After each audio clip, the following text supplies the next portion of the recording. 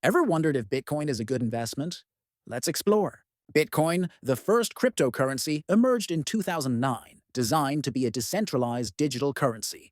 Over the years, it has seen dramatic price fluctuations, skyrocketing from cents to tens of thousands of dollars. Advocates argue that Bitcoin is digital gold, a hedge against inflation and political instability.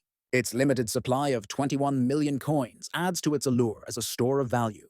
However, its extreme volatility is a double-edged sword, with prices crashing significantly within short periods. Regulatory concerns and security risks, including hacking threats, also add layers of complexity.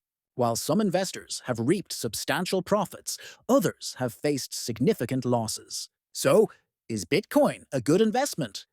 It offers high risk and high reward, suitable for those who can weather its unpredictable nature.